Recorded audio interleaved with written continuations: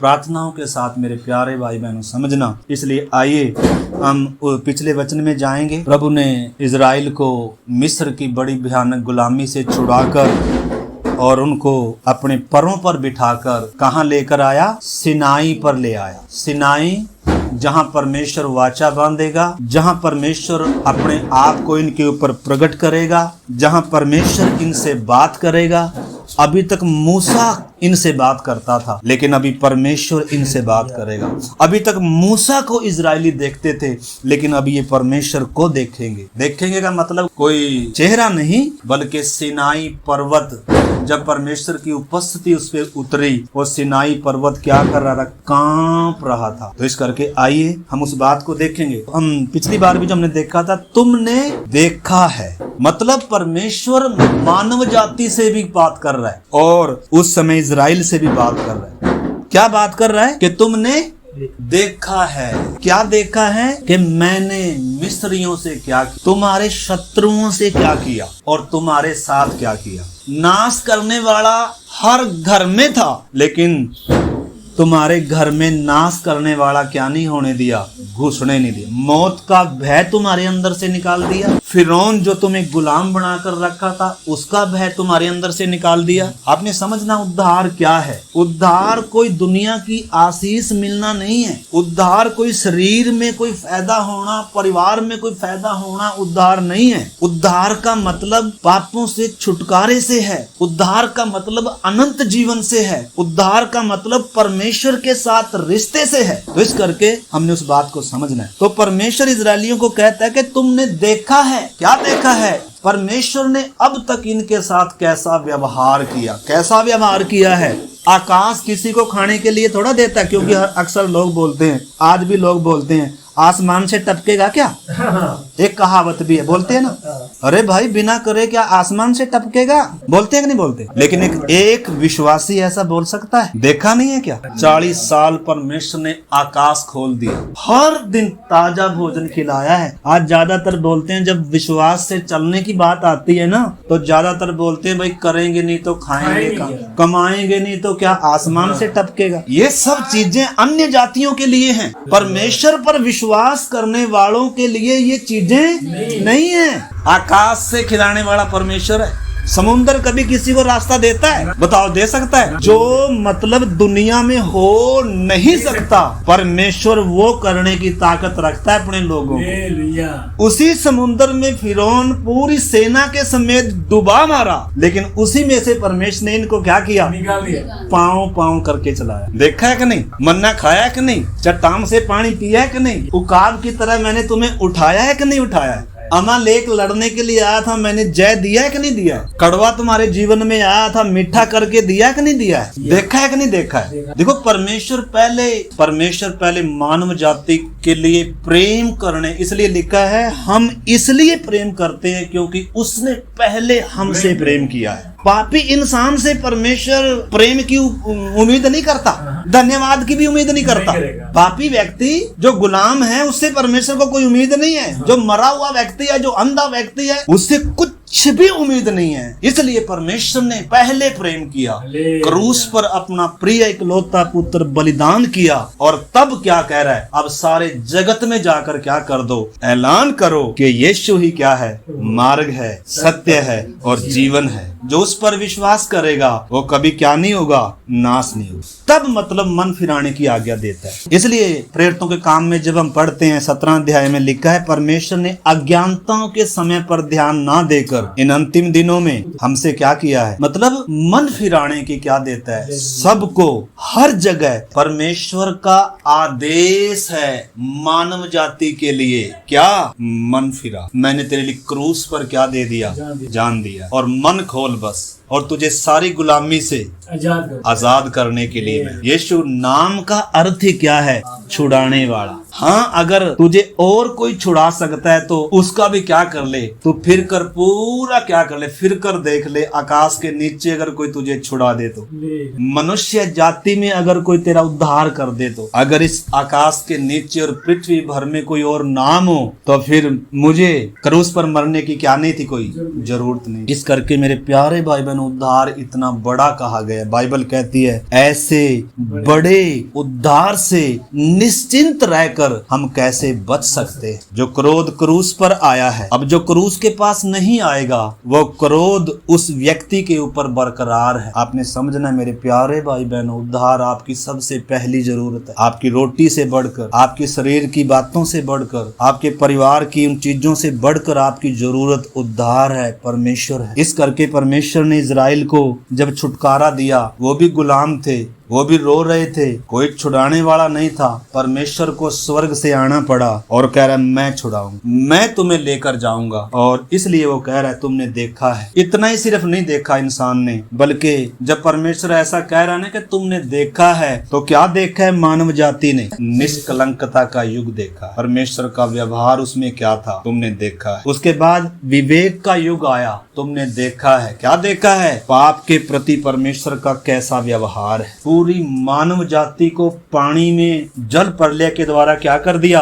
नाश कर दिया। क्योंकि परमेश्वर पाप से क्या करता है? नफरत करता है। अगर तुम्हारा पाप से छुटकारा नहीं हुआ तो पाप तुम्हें किधर लेकर जाएगा? परमेश्वर मतलब वो चीज, वो संदेश दे रहा है। तुमने नूह की किस्ती देखी है, तुमने पूरी पृथ्वी पर महाजल प्रलय देखा है, तुमने देखा है हनोक कैसे 300 साल चला, तुमने देखा है परमेश्वर के पुत्र और मनुष्य की पुत्रियों ने जब अलगदाई तोड़ी तो कितने भयंकर परिणाम निकले। तुमने देखा है कि मैंने कैसे जब उन्होंने गुम्मट बनाया, कैसे मैंने भाषाओं में गड़बड़ी डाली। तुमने देखा है। तुमने देखा है मैंने अब्राहम को ऊर देश में से क्या किया? बुलाया। समझना मेरे प्यारे भाई बहनों, उद्धार कितना बड़ा है। परमेश्वर ने हमारे लिए कितना कुछ किया है, कोई इंसान इतना नहीं कर सकता। आज इंसान की जरूरत क्या है आपने समझना है, परमेश्वर है। क्योंकि परमेश्वर से इंसान का रिश्ता टूटा हुआ। हाँ, हमें शरीर के रिश्ते चाहिए, हाँ हमें नौकरी चाहिए, हमें सब कुछ चाहिए, लेकिन इन सब से बढ़कर और सबसे पहले हमारी जरूरत उद्धार है, परमेश्वर है, जीवन है। इस करके उद्धार को हल्के में ना ले,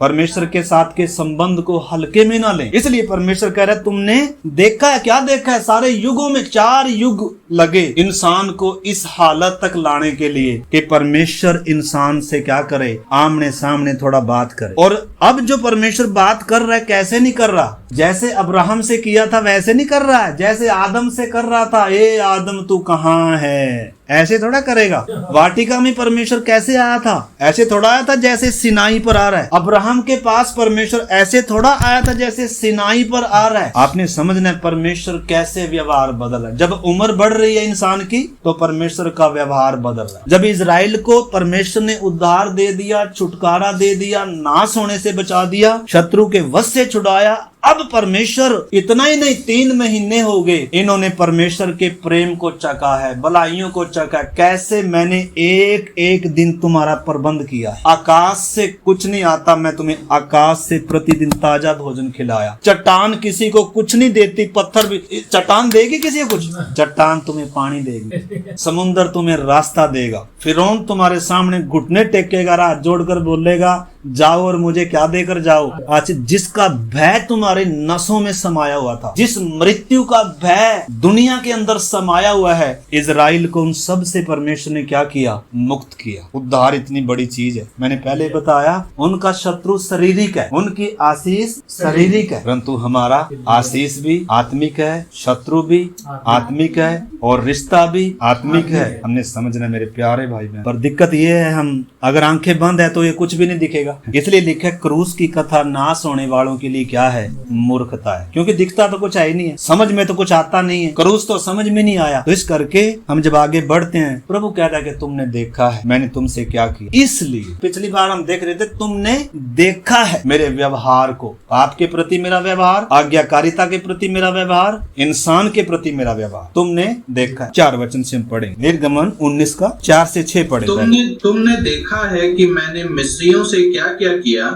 तुमको मानो उकाब पक्षी के पंखों पर चढ़ाकर अपने पास ले आया। इसलिए अब यदि तुम निश्चय मेरी मानोगे और मेरी वाचा का पालन करोगे तो सब लोगों में से तुम ही मेरा निज धन ठहरोगे। समस्त पृथ्वी तो मेरी है और तुम मेरी दृष्टि में याजकों का राज और पवित्र जाति ठहरोगे। जो बातें तुझे इजराइलियों से कहनी है वे यही। आमीन। तो आपने समझना। देखो अब इतना ही नहीं है, मतलब ये आपको छुटकारा दे दिया, ये काफी नहीं है। अभी तो मैंने मतलब तुम्हें क्या बनाना है, याजकों का समाज। कह रहा है समस्त पृथ्वी मेरी है, परंतु तुम मेरी दृष्टि में क्या होगे, याजकों का समाज। यानी कि पूरी मानव जाति के बीच में और परमेश्वर के बीच में तुम क्या होगे, याजक होगे, बीच में खड़े होने वाले लोग होंगे। यानी कि तुम्हारे द्वारा दुनिया मुझे जानेगी, तुम्हारे बीच में मेरी उपस्थिति को दुनिया जानेगी, क्योंकि दुनिया वास्तव में अपने सृजनहार को नहीं जानती, लेकिन तुम्हारे द्वारा दुनिया अपने सृजनहार को जानेगी, अपने सृष्टिकर्ता को जानेगी। हमें भी तो इसलिए चुनो ताकि संसार के लोग हमारे द्वारा किसको जाने, परमेश्वर को जाने, सत्य को जाने, मार्ग को जाने। वो कब जानेंगे, अगर हम संसार में ही लिप्त रहेंगे। आपको मालूम है, देखो आपने समझना परमेश्वर कैसे काम करता है। उद्धार की बातें जैसे हम पिछली बार भी कई बार देखते हैं, परमेश्वर ने इनको पहले इनके लिए काम किया इजराइल में, मिस्र में। अब दूसरे पार्ट में परमेश्वर इनके अंदर काम करेगा, और तीसरे पार्ट में है परमेश्वर इनके द्वारा काम करेगा। तीनों को समझना, एक पापी के लिए काम किया क्योंकि ये कुछ नहीं कर सकता था, इसके लिए परमेश्वर ने लड़ाई लड़ी। अब दूसरी बात, परमेश्वर एक जिसको छुड़ा दिया, अब इस व्यक्ति के अंदर परमेश्वर क्या करेगा, काम करेगा। क्या काम करेगा, मिस्र में से निकाल दिया, अब मिस्र भी इनके अंदर से निकालना। आपने समझ, परमेश्वर पहले मिस्र में से निकालता है, फिर इनके अंदर से मिस्र निकालना है। हम विश्वासियों के अंदर हमें संसार से प्रभु ने निकाला तो है, लेकिन अभी भी अगर संसार बसा हुआ है, संसार का प्यार, संसार की चिंता, संसार क्या कहेगा, तो इस सोच के साथ हम परमेश्वर के साथ नहीं चल। अगर संसार की चिंता है, संसार को तो देखो क्या करना पड़ेगा, अंदर से निकालना पड़ेगा। परमेश्वर ने अगर अंदर वास करना है, परमेश्वर ने हमारे अंदर अगर वास करना है, तो इसमें से क्या निकालना पड़ेगा, संसार निकालना पड़ेगा। हमारे कामों में संसार है, हमारी बातों में संसार है, हमारे पहरावे में संसार है, हमारे उठने बैठने में संसार है, हमारे सब चीजों में संसार है, क्योंकि हम संसार में लिप्त थे। संसार की तरह देखना, संसार की तरह चलना, संसार की तरह बोलबानी, संसार। परंतु आपने समझना, अब संसार अंधकार है, बीता हुआ कल है, अभी आप ज्योति हैं, अभी आप परमेश्वर की संतान है। जमीन और आसमान का अंतर है। विश्वासी का अविश्वासी के साथ वचन कहता है रिश्ता नहीं है, एक विश्वासी के साथ रिश्ता है। ज्योति का अंधकार के साथ कोई क्या नहीं है, मेल नहीं है। मेल करने का प्रयास नहीं करना, आप परेशान हो जाओगे। मेल करने का प्रयास नहीं। परमेश्वर ने इनको व्यवस्था में कहा था 2 रंग का बीज नहीं बोना, मतलब परमेश्वर अब इनको बताएगा इनके नैतिक जीवन कैसे होना है, इनका पारिवारिक जीवन कैसे होना है, इनका सामाजिक जीवन कैसे होना है, इन्होंने कपड़ा कैसे पहनना है, सब बातों में अब इन्होंने सारे चाल चलन में भी इन्होंने क्या होना है, पवित्र होना है। क्यों पवित्र होने की जरूरी है, क्योंकि परमेश्वर पवित्र है। अगर परमेश्वर पवित्र ना हो तो हमें पवित्र होने की जरूरत नहीं है। बाहर से नहाया धोया और चलो जी अंदर जो मर्जी हो गीत गा के प्रार्थना कर कर चल जाएगा। लेकिन अगर परमेश्वर पवित्र है तो ऐसे बात नहीं। मन का पवित्र होना जरूरी, दिल का पवित्र होना जरूरी है, सोच का पवित्र होना जरूरी है। इसलिए परमेश्वर कह रहा है तुम याजकों का समाज हो, परमेश्वर और मनुष्य जाति के बीच में खड़े होने वाले हो, परमेश्वर से सुनकर लोगों को बताने वाले हो। हमें भी तो परमेश्वर ने चुना है ना। इजराइल निष्फल हो गया, इजराइल फल नहीं लाया, इजराइल काट दिया गया। आज इजराइल उजाड़ है, आज इजराइल पर शत्रु हमला कर रहे हैं। क्यों हमला कर रहे हैं, क्योंकि रास्ता खोल कर दिया। संसार के लोगों के समान चला इजराइल, संसार से इसने सीखा, क्योंकि संसार में जो बहुत सारे ईश्वर कहलाए जाते हैं वो मोह इच्छाओं की पूर्ति करने वाले हैं। आपको मालूम है, लेकिन ओपनली परिवार में हमारी बेटियां भी हैं साथ। आपको मालूम है कि जो शक्ति काम करती है एक मतलब कैसी है, किसकी करते हैं लोग, लिंग की पूजा करते। बहुत ही आंखें लोगों की क्या है, बंद है। दुनिया कोई चीज का क्या नहीं है, लेकिन आपको मालूम है क्या चीज है। अब ये क्यों दुनिया मानती है, क्योंकि मनोकामना पूरी करता है, मोह इच्छाओं की पूर्ति करता है। जितने भी बहुत सारे, परमेश्वर से नफरत करता है ऐसी चीजों से। इंसान से क्या करवा रहा है, देखो बुद्धि को, आंखों को ऐसा अंधा कर दिया। इंसान अपनी इच्छाओं में टुन है, नशे में टल्ली है, इसको कुछ मालूम नहीं है क्या कर रहा है, आंखें बंद है और कुछ भी क्या कर रहा है, ये देख भी नहीं रहे, आंख खोल कर तो किसको मान रहा है। इस करके आपने समझना मेरे प्यारे भाई बहनों, जब इनको लोग दुनिया मानती है तो ये लोगों मनोकामना पूरी करती। इजराइल ने लोगों की नकल कर करके अपनी इच्छाओं की पूर्ति के लिए अपनी मनमर्जी थी अपनी अपनी मनोकामना पूरी करने के लिए परमेश्वर को त्याग कर किसकी शरण ली? अन्य ईश्वरों की, उनको मानने लग गए। परमेश्वर ने कहा था तो मुझे छोड़ किसी को भी ईश्वर करके ना मानना। आज्ञा थी, सलाह नहीं थी, आज्ञा है ये। लेकिन इजराइल ने क्या किया? आज भुगत रहा है इजराइल। अगर करेंगे तो भुगतना हमें पड़ेगा। परमेश्वर के साथ का रिश्ता हल्का नहीं है। आदम और हवा ने थोड़ा सा लापरवाही किया था, शैतान ने उसी समय क्या कर दिया? परमेश्वर का शत्रु बना दिया। परमेश्वर का जो मित्र था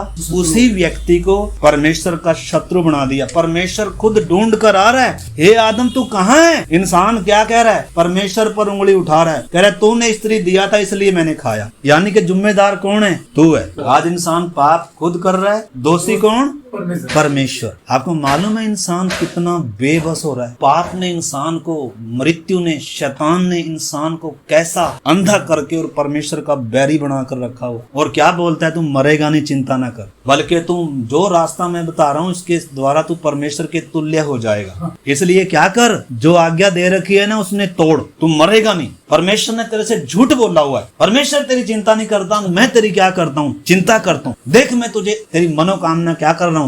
आपने समझना है, इजराइल ऐसे लोगों से प्रभावित होकर परमेश्वर की व्यवस्था को तोड़ा, इसने परमेश्वर की वाचा को तोड़ा। आज बहुत सारे विश्वासी संसार से प्रभावित हो रहे हैं, संसार में की चीजों से प्रभावित हो रहे हैं, अलगदाई को तोड़ रहे हैं, पवित्रताई को तोड़ रहे हैं। और इसके कारण जीवन में फिर क्या आता है? समस्या आती है मेरे प्यारे भाई बहन। समस्या पक्का आएंगी। अगर हम बाड़ा तोड़ेंगे तो भाई शत्रु तो अंदर घुसेगा। देखो शत्रु बाड़ा तोड़कर घुस नहीं सकता। अगर हम बाड़ा खोल लेंगे तो तब तो घुसेगा, आंखों के द्वारा घुसेगा, कानों के द्वारा घुसेगा। अब उद्धार पाने के बाद फिल्मी गाने सुनेंगे, उद्धार पाने के बाद अब फिल्में देखेंगे, गंदे गंदे चित्र या अपनी आंखों की इच्छाओं की पूर्ति करेंगे, अपने कानों की जो अच्छा लगे वो देखेंगे, सुनेंगे। तो फिर तो भाई दुश्मन अंदर ही क्या हो जाएगा?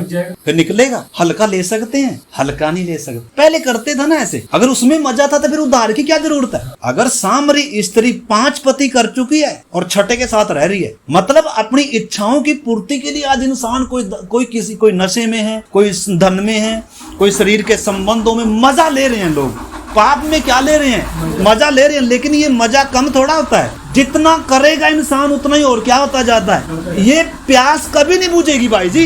एक दिन पी लेंगे, अगले दिन फिर पीनी पड़ेगी। जितना मर्जी कमा ले, ये भूख कभी मिटेगी नहीं, बल्कि क्या होती जाएगी? बढ़ती जाएगी। आप 10,000 कमाने वाले थे एक समय, लेकिन अभी आप 15,000 कमाते हैं तो भी क्या नहीं होगा? ये भूख मिटेगी नहीं भाई जी। 20,000 कमाने लग जाओ तो भी क्या नहीं होगी?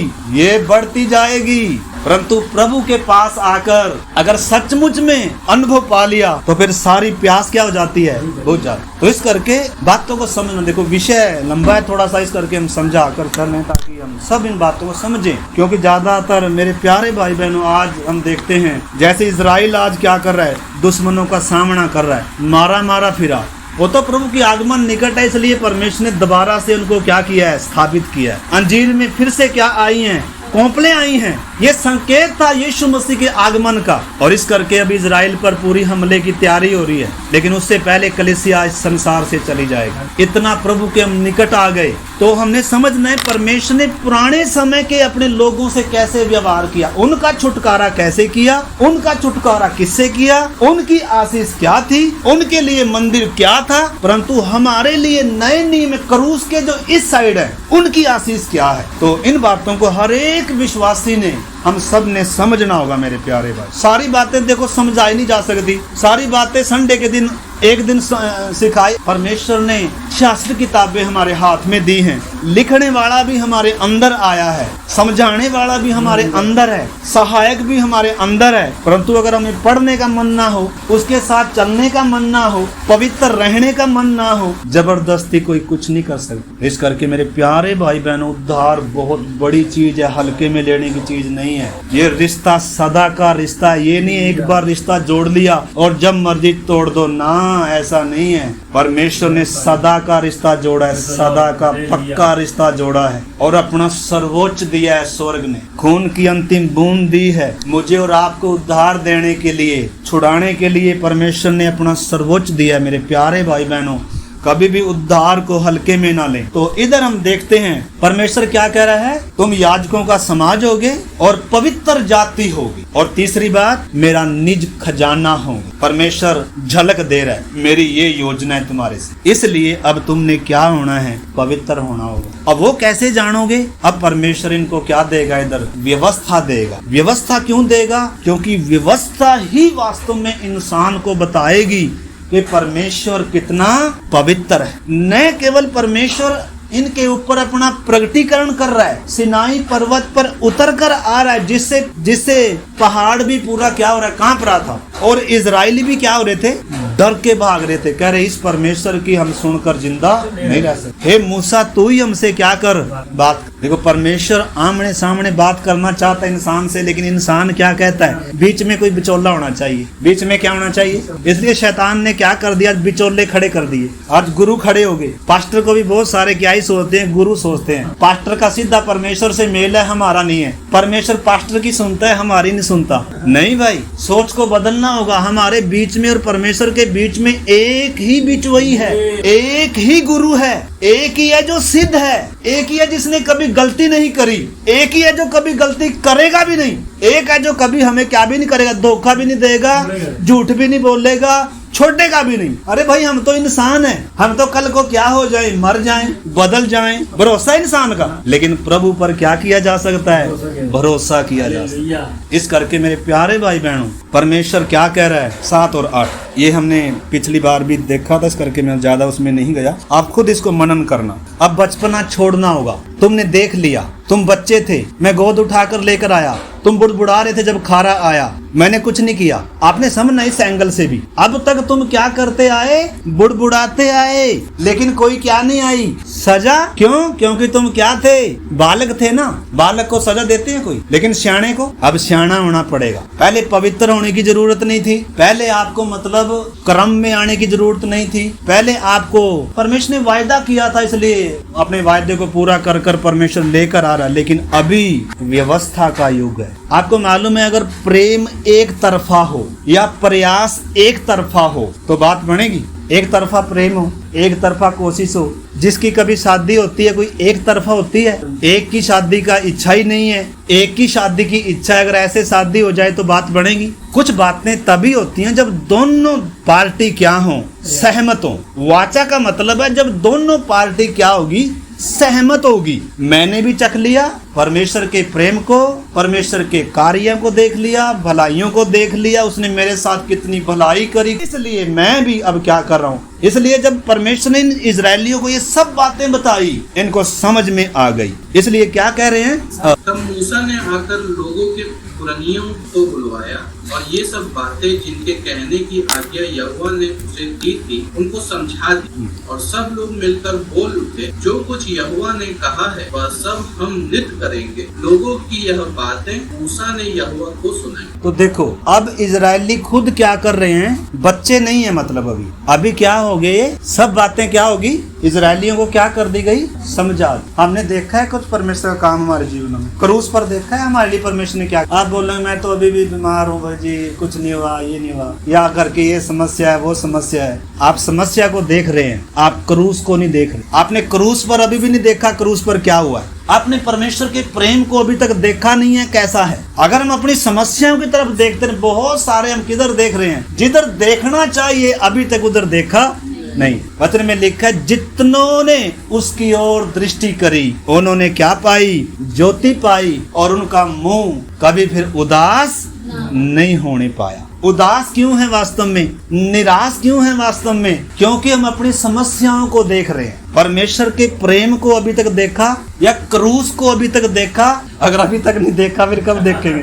मरने के बाद क्रूस पर आकर सारे बोझ उतर जाते हैं। इसलिए तो यीशु ने कहा, हे सब थके हुए लोगों, बोझिल लोगों, बोझ से, पाप से थके हुए सब परिश्रम करने वालों, मेरे पास आओ, मैं तुम्हें क्या दूंगा, एक और बोझ लाद दूंगा।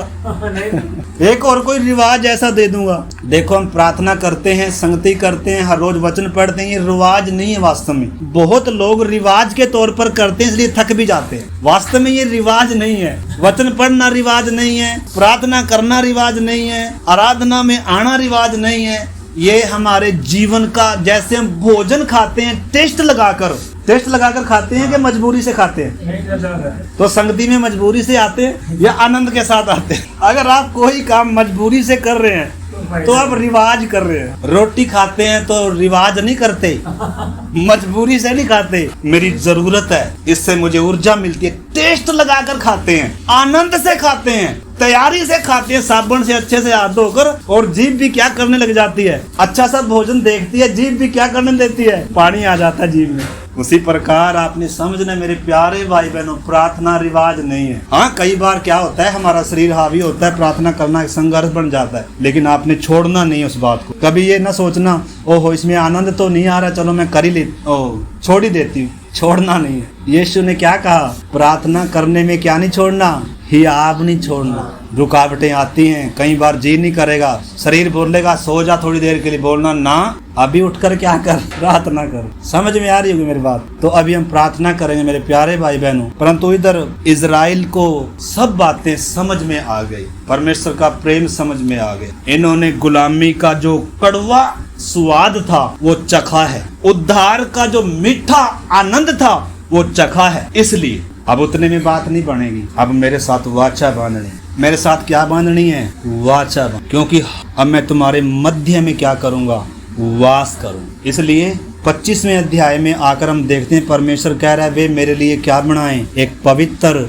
निवास स्थान बनाए और उधर मैं क्या करूंगा, वास करूं। अब परमेश्वर इनके बीच में वास करेगा। अभी पाप हो गया तो एक निर्दोष बलिदान लाना पड़ेगा, लहू के बिना पापों की माफी नहीं है। अब परमेश्वर व्यवस्था क्यों दे रहा है, ताकि इंसान, पापी इंसान जिसको अभी तक पाप की भयानकता मालूम नहीं हुई, अब पाप की भयानकता को समझेगा कि बिना लहू बहाए पापों की माफी नहीं है। व्यवस्था सिखाएगी परमेश्वर कितना पवित्र है, इंसान कितना पापी है, गुलाम है पाप का, पाप से ये छूट ही नहीं सकता। व्यवस्था सिखाएगी पाप की मजदूरी मौत है। व्यवस्था सिखाएगी जितने निर्दोष बलिदान चढ़ाए गए उधर ये सिद्ध नहीं है, इनके द्वारा मेल नहीं है। व्यवस्था बताएगी एक आने वाला मसीहा है और वो तुम्हें पाप से छुड़ाएगा, वो बीच की दीवार हटाएगा, वो वास्तव में इंसान को परमेश्वर से क्या करेगा, मिलाएगा। इसलिए इजराइल के और परमेश्वर के बीच में कभी दीवार गिरी नहीं थी, बीच में हमेशा एक बहुत बड़ा पर्दा रहता था। सिर्फ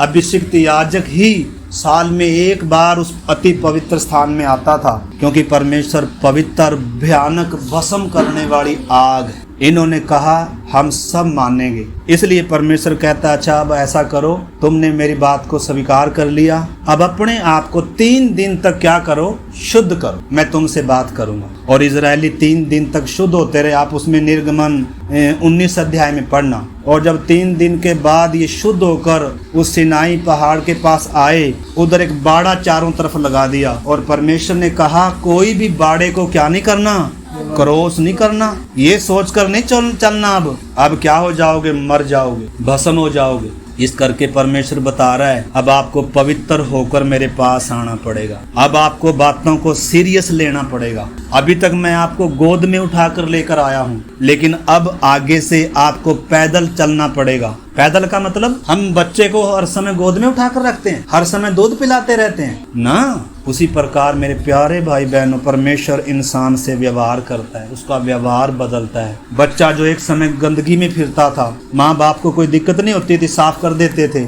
लेकिन अब क्या करना पड़ेगा, तुझे खुद क्या करना पड़ेगा, साफ हो। व्यवस्था तुझे आईना है, आईना तुझे बताएगा ये गंदगी है, ये गंदगी है। व्यवस्था साफ नहीं करेगी। हम क्यों बातें सीखनी है, इन बातों पर क्यों बार बार जोर दे रहा हूं मैं। तुमने देखा है, अगर आपने उद्धार पाया, बपतिस्मा लिया, आपने ये गीत गाया, प्रभु के पीछे मैं चलने लगा, ना लौटूंगा, ना लौट, अगर कोई मेरे साथ ना आए ना लौटूंगा, खुश रहूंगा खुश रहूंगा, खुश रहूंगा। ये हम गीत गाते हैं जब बपतिस्मा होता है, और बपतिस्मे में एक व्यक्ति खुद बपतिस्मा ले रहा है, उसको पास्टर मना करता है भाई बपतिस्मा ना ले। आपको मालूम है अगर हमें बपतिस्मे देने होते, अभी कईयों को कितनों को बपतिस्मे दिए होते, लेकिन हम उनको रुकते हैं, भाई थोड़ा सा पहले बपतिस्मे के बारे में क्या कर लो, जान लो मेरे भाई। बपतिस्मा कोई आपके कोई ऐसा हल्की सी बात नहीं है, बपतिस्मा एक बहुत बड़ी बात है। एक व्यक्ति अपने देह भी किसको दे रहा है, अपना जीवन किसको दे रहा है, अपने मालिक को दे रहा है, अपने प्रभु को दे रहा है, कि इसके द्वारा भी परमेश्वर अब मैं तेरी क्या करूंगा, महिमा करूं। अब मैं ज्योति की संतान के समान चलूंगा, अब मैं अलगदाई में पवित्रताई में चलूंगा, अब पाप से प्यार नहीं करूंगा मैं। अब शैतान के सामने, बैरी के सामने अगर लालच लेकर आएगा तो मैं झुकूंगा नहीं, क्योंकि देख ली मैंने गुलामी। तो उद्धार में सारी बातें परमेश्वर ने सिखाई नहीं है मेरे प्यारे भाई बहनों। बहुत सारे लोग सोचते हैं बपतिस्मा ले लिया अब तो संगति की जरूरत नहीं है, अब तो हमें वचन सीखने की भी जरूरत नहीं है। ऐसा नहीं है। उद्धार 3 चरण है उद्धार के, मैंने बताया, जैसे इनको मैंने बताया परमेश्वर ने पहले मिस्र से निकाला, अब इनके अंदर से क्या करना है, मिस्र निकालना। तो आप मिस्र से निकले भी हैं कि नहीं? कितने लोग मिस्र से निकले हैं? मिस्र से निकलने का मतलब बपतिस्मा लिया। जब लाल समुंदर के इस पार आ जाते हैं तब मिस्र से निकलना है। लाल समुंदर के इस पार तक आप मिस्र में ही हैं। फिरौन जिंदा है, पीछे आएगा खींचने के लिए। आपका फिरौन अभी तक क्या नहीं हुआ। अगर आपने अभी तक बपतिस्मा नहीं लिया, आपका फिरौन जिंदा है, जिंदा है। बोलो रहे हो जाएगा हमें क्या, 4 दिन की जिंदगी है, मजे से रहेंगे, आंखें बंद हैं, अभी तक अपने आपे में आए नहीं है। मेरे प्यारे भाई बहनों, बहुत बड़ी बात है, आपने समझना है। जिन्होंने अभी तक मिस्र नहीं छोड़ा उनके अंदर से तो मिस्र कैसे निकालने, ये तो अनहोना, ये तो हो ही नहीं सकता, कोई बोलना भी नहीं जा सकता। अबे जिन्होंने अभी तक मिस्र से नहीं निकले उनके अंदर से मिस्र निकाल सकते हैं, लेकिन मिस्र किन के अंदर से निकालना है? मिस्र किन के अंदर से निकालना है? संसार किन के अंदर से निकालना है? जो संसार में से निकल गए। संसार में से कौन निकल गए? जिन्होंने बपतिस्मा लेकर अपना जीवन किसको दिया? प्रभु को दिया। ये कितना सौभाग्य है मेरे प्यारे भाई बहनों। परमेश्वर अपना निवास बनाएगा। पहले दुष्ट का निवास थे, पहले पाप का निवास थे, पहले शैतान का निवास थे। कितना बड़ा सौभाग्य, परमेश्वर ने अपना मंदिर होने के लिए चुन लिया। बड़ा सौभाग्य है, छोटी बात नहीं है। इसलिए प्रभु कह रहा है तुमने नहीं, मैंने तुम्हें क्या कर लिया, चुन लिया। कहाँ से चुन लिया? संसार से चुन लिया। तो कितने चुने हुए हैं? सारे हैं। लेकिन कई अभी तक लहू तो लगाया है चौखट पर, अंदर ही बैठे हुए हैं, अभी तक क्या नहीं किया? मेमने को, भुजे हुए मेमने को, क्योंकि कड़वे साग पात के साथ खाना है, सिर के साथ, आंतड़ियों के साथ, पाँव के साथ खाना है। मैं समझता हूँ आपको ये बात समझ में आ रही है। ये सब हमारे उद्धार से जुड़ी हुई बातें। अभी हम प्रार्थना करेंगे, कितनी कुछ बातें हैं, मनन करें तो कितना कुछ है इनमें। तो सिनाई पर कितने लोग आए मेरे प्यारे भाई बहन। इस वचन के हिसाब से, विषय के अनुसार जब हम बात सीख रहे हैं, तो क्या आपने मिस्र छोड़ दिया? क्या आपका फिरौन लाल समुद्र में पानी के बपतिस्मे में दफन हो गया? हम एक एक ने मेरे प्यारे भाई बहनों, समय बहुत कम है। आपका पड़ाव आज कहाँ है? आपका पड़ाव अगर संसार में है, मिस्र में है, बलिदान हो चुका है मेमना, इसलिए नहीं हुआ ताकि आप मिस्र की गुलामी में रहें, फिरौन की गुलामी में रहें, मौत आपके ऊपर राज्य करे। इसलिए यीशु बलिदान नहीं हुआ ताकि मिस्र में आशीष मांगे परमेश्वर से, संसार में आशीष मांगे परमेश्वर से। परमेश्वर ने हमारे लिए एक ऐसी दुनिया तैयार कर रखी जो किसी आंख ने भी नहीं देखी। वहाँ की सड़कें शुद्ध सोने की हैं। परमेश्वर ने मालिक ऐसी दुनिया तैयार कर रखी, परंतु एकदम परमेश्वर उधर लेकर नहीं जा रहा मेरे प्यारे भाई बहन। इजराइल को एकदम कनान में लेकर नहीं गया परमेश्वर। कनान के लिए क्या कर रहा था? जब तक मिस्र अंदर से नहीं निकलेगा ना, जब तक संसार अंदर से नहीं निकलेगा ना, तब तक यर्दन के उस पार नहीं जा सकते। यर्दन पार करनी पड़ती है कनान के लिए। तो इस समय मेरे प्यारे भाई बहनों, अगर अभी तक आप लाल समुद्र के इस पार नहीं हुए, आपका फिरौन जिंदा है। आपके मृत्यु का भय आज भी बरकरार है। आज भी आप गुलामी अनुभव करोगे। ऐसा हो सकता है आप मिस्र में हैं, परंतु आपने मेमने का लहू अपनी चौखट पर लगाकर अंदर बैठे हैं। वो इसलिए बलिदान नहीं हुआ मेरे प्यारे भाई बहनों कि हम मिस्र में बैठे रहें। एक दिन भी मिस्र में बिताना नहीं, एक दिन भी मिस्र में नहीं बिताना। प्रभु ने कहा आज रात तुम्हारे छुटकारे की रात। मैं उनसे बात कर रहा हूँ जिन्होंने अभी तक उद्धार नहीं पाया। मैं 5 मिनट उनसे बात कर रहा हूँ जिन्होंने अभी तक मिस्र नहीं छोड़ा। आपका फिरौन जिंदा है, आपका शत्रु आज भी जिंदा है। क्रूस के पास आए मेरे प्यारे भाई बहनों, न केवल उस लहू की शरण में आए बल्कि उस क्रूस पर चढ़ाए यीशु को अपना प्रभु और अपना उद्धार करता स्वीकार करें। अपना मन खोलें, वो आपके अंदर आना चाहता है, वो आपका मित्र बनना चाहता है, वो आपका प्रभु बनना चाहता है। अगर अभी तक आपने इस यीशु को अपने जीवन में निमंत्रण नहीं दिया, यीशु के लिए अपना मन नहीं खोला, अभी तक आपके अंदर शत्रु वास कर रहा है। आज मेरे प्यारे भाई बहनों आपको मौका है और जिन्होंने अपना पड़ाव जो सिनाई पर आए हैं उनके लिए आगे कि उन्होंने अब क्या करना है। मिस्र से निकलना काफी नहीं है, आपके अंदर से मिस्र निकलना है। आपके अंदर से, मेरे अंदर से मिस्र की, संसार की वो इच्छाएं, वो अभिलाषाएं निकलनी है। इस करके मैं एक आखिरी वचन पढ़ूंगा और फिर हम प्रार्थना करेंगे। रोमियो की पत्री और उसका 12 अध्याय और उसका 1 और 2 और 3 वचन मैं पढ़ूंगा। इसलिए हे भाइयों, मैं तुमसे परमेश्वर की दया स्मरण कराकर विनती करता हूँ कि अपने शरीरों को जीवित, पवित्र और परमेश्वर को भावता हुआ बलिदान करके चढ़ाओ। अब कोई पशु बलिदान नहीं लेकर आते हम, बल्कि अपना देह को परमेश्वर के ग्रहण योग्य पवित्र बलिदान। यीशु ने बलिदान होकर हमें पाप की गुलामी से, नाश होने से, शैतान के वश से बचाया। लेकिन अभी जो बलिदान होना है, हमारा टूटा हुआ मन होना काफी नहीं है, बल्कि हमारी देह को भी हमें परमेश्वर को सौंपना है, उसकी सेवा के लिए, उसकी महिमा के लिए, उसकी इच्छा के लिए। पहले पाप इसके द्वारा काम करता था,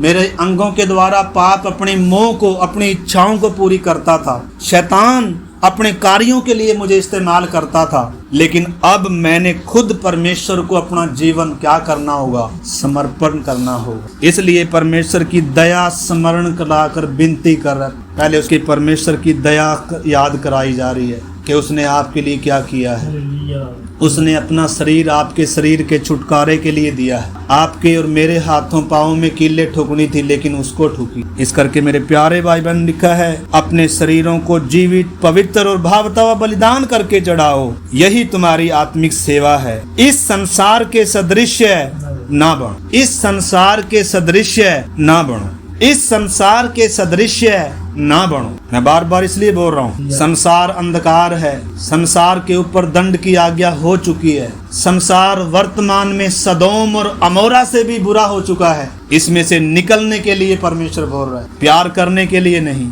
संसार के सदृश्य बनने के लिए नहीं। संसार की रीति पर हम एक दिन चलते थे, एक समय तक हम संसार की तरह थे। हमारी सोच, हमारी चाल चलन, हमारी बातें, हमारे काम, हमारे व्यवहार सब संसार के समान थे, क्योंकि हम संसार के उसके अधीन थे। लेकिन अब मेरे प्यारे भाई बहनों, वचन कहते संसार के सदृश्य ना बनो, परंतु तुम्हारे मन के नए हो जाने से तुम्हारा चाल चलन भी बदलता जाए। मन बदल दिया। यहूदियों को पत्थर की पट्टिकाओं पर वचन लिख कर दिया था, लेकिन नए नियम में परमेश्वर ने हमारे हृदय की पट्टिकाओं पर लिखा है। हमारे अंदर परमेश्वर आया है, परमेश्वर हमारे बाहर नहीं है। इजरायलियों के बीच में तो परमेश्वर का मंदिर होता था, मिलाप का तंबू होता था, लेकिन परमेश्वर आज हमारे बीच में, हमारे अंदर है, अगर हमने उद्धार पाया है। इस करके ये देह दाम देकर खरीदी है।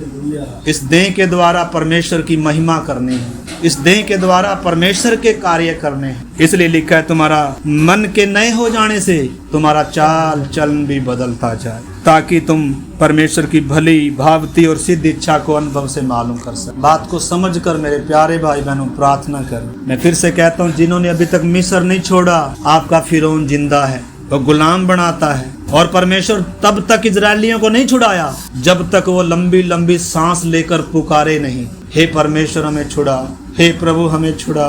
मिस्र से परमेश्वर ने छुड़ाने से पहले उनको गुलामी का एहसास होने दिया। इसलिए पवित्र आत्मा हमारे अंदर आने से पहले, परमेश्वर हमारे अंदर आने से पहले बाहर से रहकर हमें पापी होने का एहसास कराता है। हे इंसान, तू पापी है, परमेश्वर से तेरा रिश्ता टूटा हुआ है, तुझे उद्धार की जरूरत है और तेरे सारे प्रयास व्यर्थ हैं और कोई तुझे छुड़ा नहीं सकता। लेकिन अगर तू क्रूस के पास आए, अगर तू अपना द्वार खोले, तो मैं तुझे छुड़ाऊंगा। आइए हम प्रार्थना करें।